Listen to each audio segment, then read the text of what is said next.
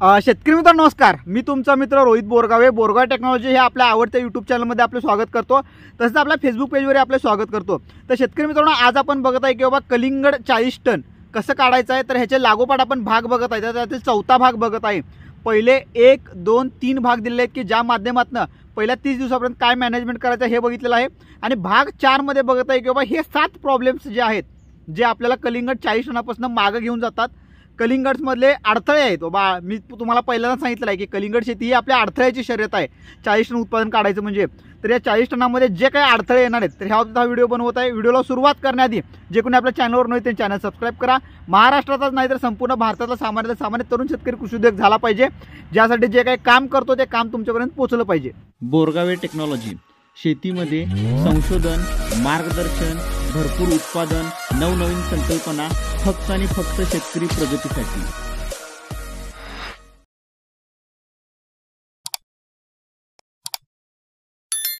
तर शेतकरी मित्रांनो, आता मी हे जे काही 7 प्रॉब्लेम सांगणार आहे तुम्हाला, तर ह्या 7 प्रॉब्लेमवर आपल्याला काम करायचं आहे. बऱ्याच वेळेला म्हटलं जातं की बाबा प्रॉब्लेम यायच्या आधीपासून आपण जर का त्या गोष्टीत अवेअर असलो तर त्या प्रॉब्लेमवर सहज आपण त्या प्रॉब्लेमवर मात करून जाऊ शकतो. हे प्रॉब्लेम बऱ्याच ठिकाणी येत नाहीत, पण आले तर त्याच्यावर काय नियोजन करायचं आहे ह्या गोष्टी मी तुम्हाला सांगणार आहे. तर पहिला प्रॉब्लेम शेतकरी मित्रांनो गमोसिस. तुम्ही बरेच शेतकरी ऐकणार आहे की बाबा जिकट्यागत रोप लावल्यानंतर सुरुवातीच्या काळामध्ये काय होत असतं की काही जमिनीमध्ये पोटॅश जास्त असतो. तर ह्या पोटॅश जास्त असल्यामुळं किंवा पोटॅशचा अपटेक जास्त किंवा आळवणी चुकीची केल्यामुळं काही ठिकाणी जी वेली असतात ते चिरलेले असतात किंवा चिरून त्यातनं एक गमसारखं बाहेर येतं, त्याला गमोसिस म्हटलं जातं. तर हा मेजर प्रॉब्लेम आहे बऱ्याच ठिकाणी. त्यामध्ये फंगल बॅक्टेरियल ग्रोथ होऊन तिथं झाड वाळतं. मग काय होतं की आपण रोप ट्रान्सप्लांटिंग करतो. आता ह्याच्या आधी मी तुम्हाला परत एकदा सांगतो शेतकरी मित्रांनो की 40 टन काढण्यासाठी पर एकर 5x1चं नियोजन करतो आपण. 5x1 लावल्यानंतर 8400 रोपं बसतात. त्यातले 8000 रोपं जरी आपल्याला पर वेल 5 किलो निघाल तर 8 म्हणजे 40 किलो होतं. मी मिनिमम 5 किलो धरले. एका वेळेला 2 सेटिंग पडतात. 7000 जरी वेली लागले आपल्याला 2 सेटिंग 3-3 किलो लागले तर 6 झाले. 7 × 42 म्हणजे 40 टनापर्यंत आपण जाऊच शकतो. पण ह्यासाठी मिनिमम 8400 प्लांट आपल्या शेतामध्ये बसले पाहिजेत, हे महत्त्वाचे आहे. तर आत्ता ज्या वेळेला गमोसिस होतं तर मी काही प्लॉट असे बघितले शेतकरी मित्रांनो की बाबा गमोसिसमुळं 3-3, 4-4 हजार रोपं खराब झालेत. मग परत ते रिट्रान्सप्लांट करा, त्यात वेळ वाया जातो. मुळात 60 दिवसांमध्येच आपल्याला 40 टन उत्पादन काढायचं आहे. तर गमोसिस नावाचा मी साईडला फोटोग्राफ्स इथं टाकतोच बघा तुम्ही. तर गमोसिस नावाचा प्रॉब्लेम हा खूप मोठ्या प्रमाणामध्ये वाढत चाललेला आहे. तर ह्याला आपल्याला काय करायचं आहे की बाबा ह्यासाठी प्रॉपर आळवणी महत्त्वाचे आहेत. जे मी 2 नंबरच्या भागामध्ये सांगितलेलं की बाबा आळवणी कोणत्या पद्धतीनं करायच्या आहेत, कशा पद्धतीनं करायच्या आहेत. आणि त्यामध्ये बऱ्याच ठिकाणी काय करतात की आळवणीमध्ये 0050 वापरणं किंवा चुकीची प्रॅक्टिस होते. आता पर्टिक्युलर त्या गोष्टी, कारण का व्हिडिओ खूपच मोठा होईल, 7 प्रॉब्लेम बरोबर बोलले होते. पण मी थोडक्यात सांगत जातो की बाबा चुकीच्या प्रॅक्टिसमुळे गमोसिस येतो आपल्याला. पहिली गोष्ट वातावरणातील हेच आहे. प्लस त्यातल्या तो व्हरायटीचा पण प्रॉब्लेम आहे किंवा बऱ्याच व्हरायटीला सुद्धा त्याचं रेजिस्टन्स पॉवर नसल्यामुळे त्या गोष्टी येऊ शकतात. तर ह्या गोष्टीकडे आपल्याला करायचं आहे. आता जे काही मी प्रॉब्लेम सांगतो त्या बाबतीत ह्याच्या आधी बरेच व्हिडिओ केलेले आहेत मी.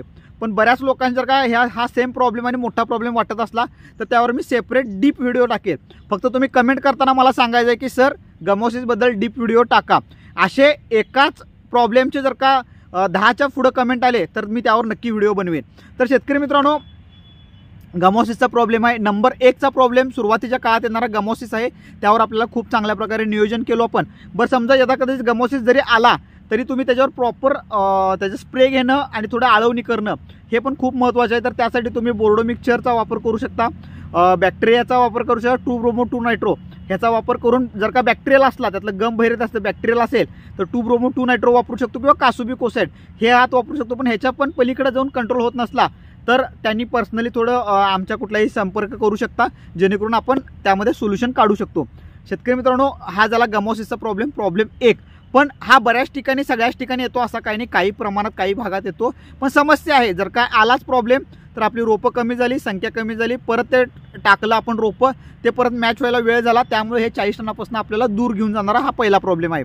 शेतकरी मित्रांनो, बोरगाव टेक्नॉलॉजीच्या माध्यमातून बऱ्याच ठिकाणी आता पूर्ण महाराष्ट्र, कर्नाटक, गुजरात, छत्तीसगड ह्या बऱ्याच ठिकाणी आपले मुलं खूप चांगलं कन्सल्टन्सी करत आहेत, मार्गदर्शन करत आहेत. आणि तुमच्या बऱ्याच शेतकऱ्यांचं प्रेमसुद्धा मिळत आहे. कारण का कसं आहे, आम्ही एक माध्यम आहे की बाबा आम्ही सांगू शकता आमच्याकडे जे नॉलेज आहे, आम्ही जे प्रॅक्टिस केलेलो आहे, जे अनुभव आहेत, हे अनुभव तुम्हाला देऊ शकतो. ह्या माध्यमातून तुमच्या सगळ्यांचं चांगलं व्हावं हेच आमचं आहे. बरीच लोक घेत आहेत आपलं तर तुम्हाला आम्ही सर्व्हिस द्यायला कुठंच कमी पडणार नाही. अजून कोणाला लागल्यास तर वर मी डिस्क्रिप्शन बॉक्समध्ये सगळ्यांचे नंबर्स दिलेले आहेत आणि ऑफिसचा पण नंबर दिला आहे. फक्त ऑफिसला कॉल करत असताना सोमवार ते शनिवार सकाळी 9 ते 6 ह्या वेळेतच करत जावा. इतर वेळेला ऑफिसमध्ये कोण नसतं, त्यामुळे फोन कोण उचलणार नाहीत. लेडीज स्टाफ असतात, आपल्याही घरी लेडीज असतात, त्यामुळे तुम्हाला माहिती आहे की त्यांना 6 नंतर घरी जावं लागतं. छोटी मुलं वगैरे घरात असतात, त्यामुळे त्या वेळेतच ते तुम्हाला मदत करू शकतात काय लागलंच तर. आणि ते सुद्धा तुम्हाला आमचा टेक्निकल स्टाफ जोडून देतील, जेणेकरून जो प्रॉब्लेम आहे त्यावर तो टेक्निकल स्टाफ तुम्हाला सोल्युशन देऊ शकतं. आणि मी वैयक्तिक सगळ्यांचं कॉल उचलू शकत नाही शेतकरी मित्रांनो. ऑलरेडी आपले 2-4 बिझनेस आहेत, त्या बिझनेसकडे लक्ष देऊन ह्या गोष्टीकडे सगळ्या आपल्याला हे करावं लागतं. तर शेतकरी मित्रांनो, हा झाला गमॉसिसचा. अजून कुणाला लागल्यास किंवा व्हरायटी असू दे, व्हरायटी सिलेक्शनपासून उत्पादन काढेपर्यंत जे हार्मोन्स लागतात, जे गायडन्स लागतं, हे सगळं आपल्या माध्यमातून होत असतं. तर तुम्ही त्याचं सर्व्हिस घेऊ शकता. तर शेतकरी मित्रांनो, प्रॉब्लेम नंबर 2. आता व्हिडिओ थोडा मोठा झाला तरी शेवटपर्यंत बघा, कारण का सगळ्या प्रॉब्लेमबरोबर आपल्याला चर्चा करायचं आहे. आणि मी लई लांब पण करत नाही, छोट्या छोट्या गोष्टी कव्हर करतो. कमेंट आले तर त्यावर डीप आपण व्हिडिओ बनवू. प्रॉब्लेम नंबर 2 शेतकरी मित्रांनो, सगळ्यात महत्त्वाचा येतो की डंकमाशी सेटिंग. प्रॉब्लेम 2 आपण सेटिंग घेऊ, मग डंकमाशीकडे जाऊ. शेतकरी मित्रांनो, पहिले 15 ते 30 दिवसामध्ये आपले सेटिंग झालेच पाहिजेत रोप लावल्यानंतर. आणि समजा बी लावल्यानंतर बी उगवायचा दिवस 8 ते 10 दिवस, 15 दिवस बी तुमचं उगवून झाला. उगवून झाल्यावर म्हणजे चौथा पान आला, बियानंतर चौथा पान आल्यानंतर तो पहिला दिवस धरायचा आपण. म्हणजे रोप जेवढं लावतो आपण, ट्रान्सप्लांटिंग करतो, तर तो पहिला दिवस झाला रोप ट्रान्सप्लांटिंग करतो. आणि बिया ट्रान्सप्लांटिंग एवढी रोपं झाली तर तो पहिला दिवस झाला. तर जे शेतकरी बिया लावणार आहेत त्यांनी त्याचं तसं धरा, आणि जे शेतकरी रोपं लावणार आहेत त्यांनी तो पहिला दिवस धरा. तर पहिला दिवस रोप लावल्यानंतर 15 ते 30 दिवस, हे जे काही 15 दिवस आहेत बाबा, भाग 2 जो आपण केला, तर हे जे 15 दिवस आहेत, ह्या 15 दिवसांमध्ये शेतकरी मित्रांनो मिनिमम 1 ते 2 सेटिंग आपले झालेच पाहिजेत. 25 दिवसापर्यंत 1 झालं पाहिजे, 30 दिवसापर्यंत आपले 2 सेटिंग झालेच पाहिजेत. जर का सेटिंग 2 झाले नसले तर तुम्ही थोडं प्रॅक्टिसमध्ये चेंजेस करायचे आहेत. हा का मोठा प्रॉब्लेम आहे शेतकरी मित्रांनो, की परत तोच गणित आला आपलं कॅल्क्युलेशन की बाबा 8,000 मधले 7,000 तर आपल्याकडे झाले पाहिजेत. 7,000 सेटिंगला 2-2 सेटिंग लागले तर 14,000 फळं आपल्या शेतात असणार आहेत. आणि एक फळ 2-2.5 किलो 3 किलोपर्यंत गेलो तरी आपण 40 टनापर्यंत पोहोचणार आहे, 35 ते 40 टनापर्यंत. तर ह्यासाठी 2 सेटिंग होणं खूप गरजेचं आहे. तर बऱ्याच शेतकऱ्यांचं मी बघितलेलं आहे की 40 दिवस झाले, 45 दिवस झाले, अजून सेटिंग होत आहेत. भूतागत सगळे प्लॉट वाढलेले आहेत, एकावर एक वेली पडलेले आहेत. तर ह्यासाठी महत्त्वाची काळजी घ्यावी लागते आपल्याला की बाबा सुरुवातीच्या काळामध्ये तसे हार्मोन्स देणं त्याला खूप गरजेचं असतात. तुमचं फर्टिगेशन डोसेस तसं असणं खूप गरजेचं आहे. 19-19चा वापर करणं, युरियाचा वापर करणं, अमोनियम सल्फेटचा वापर करणं. शेंडा पळणं, बऱ्याच लोकांना वाटतं की शेंडा पळाला की खूप चांगलं झालेलं आहे, पण शेंडा पळून ते एकमेकावर जाऊन बसतात आणि मधमाशांना फुलकळी सापडत नाहीत. तर ह्यामध्ये महत्त्वाचा प्रॉब्लेम असा असतो की बाबा व्हरायटी सिलेक्शन जर का प्रॉपर असली आणि त्या ह्याच्यानुसार जुन्या ज्या व्हरायट्या होत्या सुरुवातीच्या, जे 1 किलो 2 किलो फळ देत होती, 3 किलोपर्यंत फळ देत होती, तर त्याचे सेटिंग दुसऱ्यावर, तिसऱ्यावर, चौथ्यावर ह्या दरम्यान सेटिंग पडत होते. पण नवीन व्हरायटी त्याच्या 5व्या-6व्या पेऱ्यात सेटिंग पडतात. तर ते आपल्याला माहीत असणं गरजेचं आहे. त्याप्रमाणे तुमचं शेड्यूल बसणं गरजेचं आहे. त्यामुळे प्रॉपर आळवणे 8 दिवसात करणं आणि तिथून पुढे फर्टिगेशन मॅनेजमेंट करणं हे खूप गरजेचं आहे. त्याशिवाय सेटिंग होणार नाहीत. सेटिंगसाठी special hormones spray schedule proper देणं, 30 दिवसामध्ये सेटिंग होणं महत्त्वाचं. जर का 30 दिवसात सेटिंग झाली नाही तर तुम्हाला 40 टन अजिबात निघणार नाही. कारण का, जे तुमचं फळ 2 किलो 3 किलो करायचं आहे, तर ते 3 किलो 4 किलो 5 किलो 8 किलो फळे जे करायचे आहेत तुम्हाला, तर त्यासाठी मिनिमम 1 महिन्याचा कालावधी पाहिजे त्या फळ वाढीसाठी. तर ह्यासाठी ही काळजी घ्यायची आहे की 15 ते 30 दिवसामध्ये सेटिंग झालीच पाहिजे तुमची. ह्या संदर्भात सेपरेट व्हिडिओ पाहिजे असलं तर सांगतो. परत एकदा सांगतो, मधमाशीला फुलं तुमची पटकन सापडली पाहिजेत. एक मधमाशी 5 ते 6 वेळेला मिनिमम मेल फ्लॉवर ते फिमेल फ्लॉवर इंटरॅक्शन झालं पाहिजे. त्यावेळेला आपली एक प्रॉपर गर्भधारणा होते आणि ती गर्भधारणा टिकणं पण महत्त्वाचं आहे. बऱ्याच ठिकाणी गर्भधारणा पडते, पण त्यावेळेला काय करायचं याचा सेपरेट व्हिडिओ मी नक्की बनवेनच. जर का रिक्वायरमेंट असली तर, नसली तरी पण मी बनवेन किंवा सेटिंगच्या पिरियडमध्ये काय काळजी घ्यायची आहे. तर सेटिंग हा खूप महत्त्वाचा मुद्दा आहे शेतकरी मित्रांनो. त्यासाठी स्पेशल हार्मोन्सच खूप काम करतात. ते आम्ही त्या जुन्या व्हिडिओत पण सांगितलं आणि पुढच्या व्हिडिओत मी सांगेन. तर त्याचा वापर करा शेतकरी मित्रांनो. आता पुढचा प्रॉब्लेम येतो शेतकरी मित्रांनो की डंकमाशी. डंकमाशीमुळं 10, 20, 30% फळं खराब झालेले आपण बघितलेले आहेत आणि इरेग्युलर शेपची फळं सुद्धा झालेली आपण बघितलेले आहेत. तर डंकमाशी हा 3 नंबरचा प्रॉब्लेम आहे शेतकरी मित्रांनो. ज्यामुळं काय होतं की फळ आपलं वेडवाकडं होतं, फळाला होल पडलं जातं सुरुवातीच्या काळामध्येच.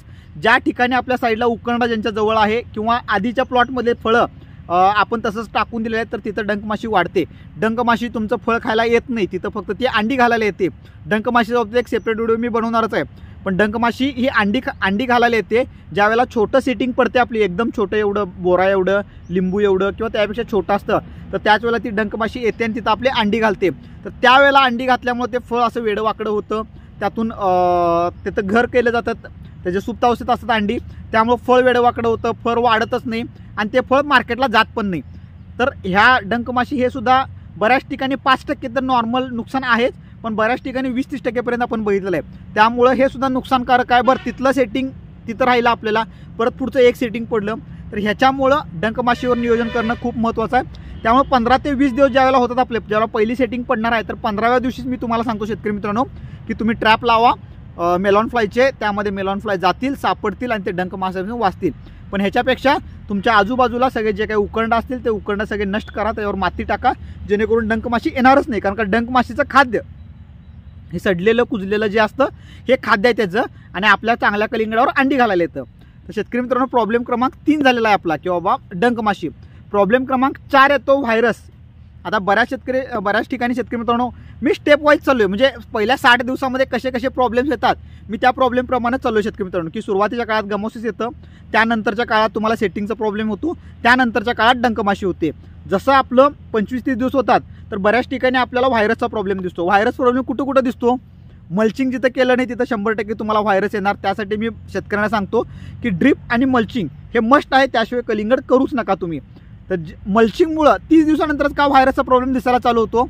तर शेतकरी मित्रांनो, ज्या वेळेला आपलं रोपं मल्चिंगवर असतात तर ते मल्चिंग सिल्वर कलरचं असतं आणि त्याच्यामुळं रिफ्लेक्शन होतं, त्यामुळे तिथं थ्रिप्स, माइट्स, मावा, तुडतुडं, पांढरी माशी ह्याचा अटॅक थोडा कमी होतो. त्यामुळं तुमचा व्हायरस व्हायचा प्रमाण दिसत नाही. पण जसं जसं ते मातीमध्ये पसरायला लागतं त्यावेळेला थ्रिप्स, माइट्सचा किंवा गवत असतात मातीमधले, तर त्याच्यामध्ये पांढरी माशी हे ते तिथं जाऊन तिथं व्हायरस होतात. बरं, हा व्हायरस जाऊन हळूहळू एकदा तुमच्या प्लांटवर व्हायरस आला तर हळूहळू जाऊन ते फळावर व्हायरस होतात. फळावर व्हायरस झाल्यावर फळ चकचकीत, तेल लावल्यागत, लष्टर असलेलं फळ राहत नाही, ते वेडं वाकडं, त्याच्यावर असं सुरकुत्या आल्यागत, असं भीती वाटल्यागत असं फळ होतं. तर अशा गोष्टीमुळे कलिंगडचं आपलं नुकसान होतं. पण अलीकडे बघत आहे आपण 2 ते 3% हे व्हायरसचं प्रमाण आहे. बऱ्याच प्लॉटमध्ये 5% दिसलेले आहेत. पण शेतकरी मित्रांनो, आपण डीप व्हिडिओ करत आहे, 40% आपल्याला जायचं आहे. माझा सामान्य शेतकरी सक्सेसफुल झालाच पाहिजे, यशस्वी झालाच पाहिजे. कारण का एक फळ आपल्याला महत्त्वाचं आहे. तर ह्यामध्ये 2, 3, 4, 5% पण व्हायरसमुळे नुकसान होतं. तर ह्या गोष्टीकडे काळजी घ्यायची आहे. पण 100 मधले मी 50 प्लॉट असे बघितलेत की जिथे एकही व्हायरसचा प्रॉब्लेम नाही आहे. कारण का हे पूर्ण प्रॉपर जिथं शेड्यूल वापर केला जातो, प्रॉपर नियोजन केलं जातं, तिथं हा प्रॉब्लेम येत नाही. पण बऱ्याच ठिकाणी व्हरायटीचा प्रॉब्लेम असतो, जुन्या व्हरायटी असतात, तेवढी इम्युनिटी पॉवर नसते, बूस्टर नसते, त्या ठिकाणी सुद्धा ह्या गोष्टी होऊ शकतात. त्यामुळे हा व्हायरस प्रॉब्लेम आहे. तुमच्या भागात किती टक्के व्हायरस आहे कमेंट करून सांगा, जेणेकरून आपल्या लक्षात येईल की बाबा ह्याच्यावर कसं काम करता येईल. पण प्रॉपर शेड्यूल जिथं असतं. बरं, अजून एक गोष्ट काय होतं की 15 ते 30 जण सेटिंगमध्ये आपण जे जास्त घाण वासाचे आहेत किंवा सकिंग पेस्टचे किंवा अळीचे अशा औषध आपण काही घेत नसतो, हार्ड औषध, कारण का मधमाशी येण्यासाठी. तर त्या दरम्यान सुद्धा अटॅक वाढतो आणि त्यामुळे पण होतं. पॅरल आजूबाजूला कोणतं पीक आहे त्याचा इफेक्ट किती होतो. जास्त करून माइट्स, बऱ्याच ठिकाणी टोमॅटोचा प्लॉट आहे त्या साईडला बघितलं आहे तर पूर्ण माइट्सचा हेवी अटॅक तिथं झालेला आपण बघितलेलं आहे. तर हे प्रॉब्लेम्स आहेत, तर ह्या गोष्टीकडे आपल्याला लक्ष द्यायचं आहे. प्रॉब्लेम झाले 4. प्रॉब्लेम क्रमांक 5 महत्त्वाचा शेतकरी मित्रांनो, किंवा विल्टिंगचा प्रॉब्लेम. बऱ्याच ठिकाणी विल्टिंगचा प्रॉब्लेम खूप मोठ्या प्रमाणामध्ये येतो. ह्याच्यावर प्रॉपर कामच करावं लागतं शेतकरी मित्रांनो. त्यासाठी व्हरायटी चांगली पाहिजे, आपल्याला पाणी नियोजन चांगलं पाहिजे, फर्टिगेशन नियोजन चांगलं पाहिजे. शेतामध्ये रान तयार करत असताना पाला, पाचोळा, चगाळा, कुड्ड्या, मी सोयाबीन होतं गाडलोय, तूर होतं माझं गाडलोय, जे काही रेसिड्यू आहे तुमचं, ऊस होतो, खोडवा होता, मी तसं रोटरनं बारीक केलोय, हे मेजर आहेत. हे तुमच्या जमिनीमध्ये राहिले, त्याच्या अवशेषावर बुरशी वाढली तुमची, ती बुरशी फ्युजारियम विल्ट सारखी बुरशी असली तर ती त्याच्यावर वाढून त्याला खायला, ते खायचं संपलं, चांगलं आयतं मुळं भेटली खायला, चांगली वेल भेटली, त्याच्यावर ते अटॅक करणार, त्यामुळे आपले विल्टिंग हळूहळू होणार. हे विल्टिंग कधी चालू होतं? 45 दिवसाची चालू होतं. म्हणजे कलिंगड आपलं नारळा एवढं होतात आणि तिथं विल्टिंग व्हायला चालू होतं आणि पूर्ण बघता पूर्ण प्लॉट संपून जातो. विल्टिंगच्या बाबतीत मी नक्की एक चांगला व्हिडिओ करणारच आहे. पण विल्टिंग हा खूप मेजर प्रॉब्लेम आहे. ह्यासाठी विल्टिंग होऊ नये ह्यासाठी फर्टिगेशन, बऱ्याच ठिकाणी पाण्याचा स्ट्रेस दिला जातो, विल्टिंग येते म्हणून कोण पाणीच सोडत नाहीत, बरेच वेगवेगळे प्रयोग करतात. तर विल्टिंग हा प्रॉब्लेम मेजर फर्टिगेशनचा इनबॅलन्स आहे. चुकीच्या पद्धतीने फर्टिगेशन दिल्यामुळे होतं. नवनवीन व्हरायटी आल्यात त्या विल्टिंगला खूप सशक्त आहेत, विल्टिंगला प्रॉब्लेम देत नाहीत. जसे की आपली शुगर फॅक्टरी व्हरायटी, खास करून विल्टिंगसाठी खूप चांगला त्याचा रिस्पॉन्स मिळालेला आहे आपल्याला. कुठेही विल्टिंग झालेलं आपल्याला दिसत नाही. झालं 1-2% तर त्या जमिनीत जे बुरशी आहेत त्याच्यामुळे झालेलं आहे. पण नॉर्मल विल्टिंगला कुठेही बळी न पडणारे आपण व्हरायटी शुगर फॅक्टरी देतो. तर शेतकरी मित्रांनो, व्हरायटी निवड, चॉईस, पाण्याचं नियोजन, पाणी नियोजन पण खूप सारं काही ठिकाणी पाणी सोडतं आणि काही ठिकाणी पाणी सोडत नाहीत. ह्यामुळं स्ट्रेसमध्ये जातात झाडं आणि वीक झाल्यामुळं झाडं परत विल्टिंगला बळी पडतात. असे वेगवेगळे प्रॉब्लेम्स आहेत. विल्टिंगचा मी सेपरेट व्हिडिओ बनवू. पण 5 नंबरचा सगळ्यात मोठा प्रॉब्लेम आहे कलिंगडमध्ये विल्टिंग. तर ह्या विल्टिंगवर आपण काम केलो, चांगलं काम केलं. बरं, विल्टिंग झाल्यावर शेतकरी मित्रांनो बरीच लोक बुरशीनाशक सोडतात जमिनीमध्ये. तर शेतकरी मित्रांनो, जमिनीमध्ये बुरशीनाशक सोडणं खूप घातक आहे. ट्रायकोसुडो हे खूप चांगलं काम करतात, पण ट्रायको वेगळं सोडावं लागतं, सुडो वेगळं सोडावं लागतं. ट्रायकोसुडो एकत्र सोडला तरी ते पण चालत नाही. तर ट्रायकोसुडोचा हा वेगवेगळा सोडावं लागतं. पण ज्या वेळेला आपण कलिंगडसारखं पीक घेतो त्यावेळेला हेवी फर्टिगेशन सोडत असतो त्यामुळे ते जीवाणूसुद्धा जिवंत राहणार नाही आहेत. त्यामुळं तो पण उपाय चालत नाही. तर प्रॉपर त्याचा एक मी सेपरेट व्हिडिओ करतो की कशा पद्धतीने कंट्रोल करायचा आहे. पण त्यामध्ये फ्री फायर नावाचं आपलं एक खूप चांगला हार्मोन्स आहे. आपण त्याचा वापर करतो, त्याचा आपल्याला इफेक्ट चांगला मिळालेला आहे. तर शेतकरी मित्रांनो, प्रॉब्लेम 5 झालेले आहेत. प्रॉब्लेम क्रमांक 6 येतो तो उंदीरचा. उंदीरच्या प्रॉब्लेममुळे कलिंगडचं नुकसान होत नाही, पण वेली वगैरे खराब होतात बऱ्याच ठिकाणी. 1 ते 2% कलिंगड यामध्ये नुकसान होतं आपल्याला. लई मोठा हेवी प्रॉब्लेम आहे असा पण काही नाही, पण प्रॉब्लेम होतो. त्यामुळे 7 प्रॉब्लेम, मला 7 आकडा हा माझा खूप लकी आकडा आहे, खूप चांगला आकडा आहे. त्यामुळे मला 7 प्रॉब्लेम प्रेझेंट करायचे होते. तर त्यात एक उंदीरचा प्रॉब्लेम घेऊ की हिलाही हेवी मोठा प्रॉब्लेम नाही आहे. पण काय होतं शेतकरी मित्रांनो, ऊसाचं रान असतं आपल्याला किंवा वेगवेगळे रान असतात, बऱ्याच भागामध्ये उंदीर असतात. तर उंदीर काय करतात की आपलं पूर्ण जे बेड असतो तो बेडच पोखरून टाकतात, मध्ये थोडं कलिंगड खातात. त्यामुळं काय होतं की ते कलिंगड खाल्ल्यामुळं परत डंक माशीचं वाढतं आणि तिथं ते मधीच कुठं तर कारण हे कधी येतं 40-45व्या दिवशी होतं आणि ते मधीच कुठं तर कलिंगड एवढं झालेलं असतं. ते हे करून खाऊन जरा टाकतात थोडं. तर त्यामुळं काय होतं की तिथं फंगस अटॅक जास्त होतं आणि ते आजूबाजूला हळूहळू पसरतं. त्यामुळे सुद्धा आपल्याला खराब होऊन शकतात. पण 1 ते 2% आहे. ह्यासाठी जर का तुमच्या भागामध्ये जर का उंदीर वगैरे असलं किंवा चालताना औषध मारताना वगैरे दिसलं तर तुम्ही काय करायचं आहे की बाबा चिरमुरे घ्यायचे किंवा पोहे घ्यायचं आहे. त्यावर 1 लिटर तेल टाकायचं आणि झिंक फॉस्फेट घ्यायचं, त्यावर झिंक फॉस्फेट टाका पूर्ण आणि हातामध्ये ग्लोव्ज घाला, कारण का झिंक फॉस्फेट ह्युमनसाठी खूप घातक आहे. आपल्याला शरीरात गेलं तर खूप मोठा प्रॉब्लेम होऊ शकतो. तर हातामध्ये हँड ग्लोव्ज घाला किंवा मेडिकलमध्ये 10 रुपयाचे ग्लोव्ज मिळतात, ते ग्लोव्ज घाला. चिरमुरे 1 लिटर घ्या, 1 लिटर झिंक फॉस्फेट त्यावर घाला, तेलाचे गोळे करा सगळे आणि जागोजागी टाका, जेणेकरून ते उंदीर खाऊन मरून जातील तुमचे. आणि परत हात स्वच्छ धुवा शेतकरी मित्रांनो, हे महत्त्वाचं आहे. तर हा एक प्रॉब्लेम आहे. आणि प्रॉब्लेम क्रमांक लास्ट 7वा प्रॉब्लेम आहे शेतकरी मित्रांनो, सनबर्निंगचा. सनबर्निंग हा खूप मेजर प्रॉब्लेम आहे, खूप मोठा प्रॉब्लेम आहे. तर हे कशामुळे होतं तर वेलीची प्रॉपर वाढ नसणे ज्या त्या टप्प्यामध्ये, कारण का कसं असं जे फर्टिगेशन आपण प्रॉपर बनवलेलं असतो तर त्यामध्ये सेटिंग पण झाली पाहिजे आणि सेटिंग बरोबर वेलीवर कॅनोपी पण पडली पाहिजे. जेवढी कॅनोपी असेल त्यावर सूर्यकिरण आत कलिंगडवर जाणार नाही डायरेक्ट. वेलीच्या आतमध्ये आपल्याला फळं असली पाहिजेत. प्लॉट वरनं बघितल्यावर आत फळं आहेत की नाही अशी वाटली पाहिजेत. तर ह्यासाठी बोरगाव टेक्नॉलॉजी कायम तुम्हाला सजेशन करते किंवा 5x1 द बेस्ट अंतर आहे. कारण का 5x1 मुळे पटकन सेटिंग करून घेतलो तर वेलीची पूर्ण गालीचे तयार होतो आणि त्या वेलीच्या आतमध्ये कलिंगड असल्यामुळं सनबर्निंगचा अटॅक होत नाही. 20-30% प्लॉट खराब झालेला आम्ही सनबर्निंगमुळे बघितलेला आहे आणि त्यामुळं माल लबलबीत होतो, लांबच्या ट्रान्सपोर्टेशनला चालत नाही, व्यापारी तुमचं कमी रेटनं मागणार. जो टणकपणा पाहिजे, शायनिंग पाहिजे, क्वालिटी पाहिजे, चकाकी पाहिजे, सनबर्निंगमुळं होत नाही. त्यामुळं प्रॉपर तुमचा लोक म्हणतात की मला स्प्रे मारायला अडचण होतं, मला ऑपरेशन करायला होतं. तुम्हाला काय अडचण व्हायची ते होऊ दे, पण वेलीच्या प्रॉपर झाकली पाहिजेत. सनबर्निंगचा अटॅक होता कामा नये. सनबर्निंगमुळं खूप फळं खराब होतात.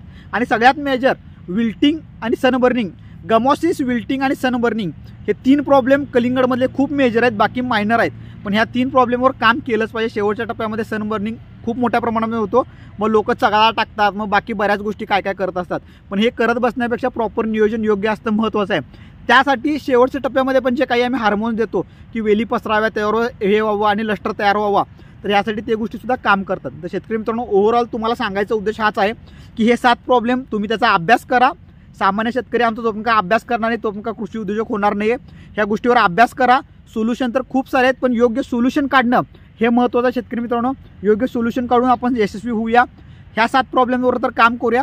त्याचबरोबर शेतकरी मित्रांनो की जे कोणी आमच्या माध्यमातून मार्गदर्शन घेत आहेत तर तुम्हाला सर्व्हिस जास्तीत जास्त आम्ही द्यायचा प्रयत्न करत आहे. तुम्ही समजावून घ्या. काही वेळेला आमची मुलं कमी पडतील किंवा कुठं तर पुढं मागं होईल, फोन उचलणार नाहीत, गाडीवर असतील, ट्रॅव्हलिंगमध्ये असतील तर समजून घेऊन तुम्ही पुढं जावा. व्हरायटी शुगर फॅक्टरी आपण जी रिकमेंडेशन करताय अतिशय चांगली व्हरायटी शेतकरी मित्रांनो, जे केलेले आहेत जुनी गेल्या वर्षी केल्या त्यांचे तर व्हिडिओ टाकतच आहे आपण, पण नवीन करतील ज्यांचा प्लॉट जसा येईल तसा तोही व्हिडिओ मी तुम्हाला देईन. फक्त काही हार्मोन्स आहेत आम्ही आमच्या माध्यमातून देतो, त्याचा वापर करा.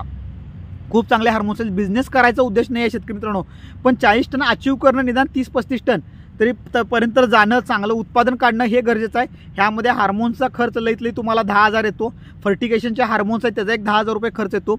20 ते 30,000 रुपये बोरगा टेक्नॉलॉजीच्या माध्यमातून जो 70,000 खर्च आम्ही सांगतो, 60 ते 70,000 रुपये, या 70,000 रुपयेमध्येच आपल्याला कलिंगड 30-40 पर्यंत जायचं शेतकरी मित्रांनो. तर ह्या खर्चामध्ये बोरगा टेक्नॉलॉजी सीड्सचे तुमचे 10-15,000, हार्मोनचे 10-15,000 आणि सॉईल हार्मोनचे 10-15,000 असे 20 ते 30,000 पर्यंतचा आपला खर्च आहे. हा खर्च काही खूप जास्त नाही आहे, पण ह्यातनं जे परफेक्ट काम होणार आहे ते तुम्ही ऑब्झर्वेशन करा.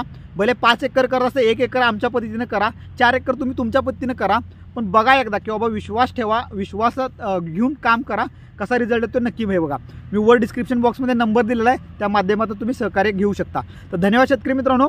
ह्या प्रॉब्लेम्समधले मी जसं की सांगितलं आहे, तुम्ही कमेंट करून सांगा की 10 कमेंट आले एका प्रॉब्लेमवर, त्यातल्या मी विल्टिंग असू दे, गमॉसिस असू दे, सनबर्निंगवर काय करायची गरज नाही, पण हे आणि डंकमाशी त्याबद्दल व्हिडिओ बनवणं सेपरेट, पण तुम्ही तरी वाटला तरी सांगा, मी नक्की चांगलं व्हिडिओ बनवेन. बाकी पुढचे 5 आणि 6 भाग हा सुद्धा लवकरात लवकर देईन, जेणेकरून 6 भाग तुमच्यापर्यंत स्टोर राहतील. जसं जसं प्लॉट होईल तसं तुम्ही एकदा रिकॅप बघा किंवा 6च्या 6 भाग डाउनलोड करून ठेवा, जेणेकरून तुम्हाला प्रत्येक प्रॉब्लेम होईल. तरी अजून काय माझ्याकडनं पाहिजे कमेंट करून सांगा, आपण ते नक्की त्याच्यावर काम करू. तर धन्यवाद शेतकरी मित्रांनो. तुमच्या सर्वांचं प्रेम आणि सहकार्य असंच असू दे.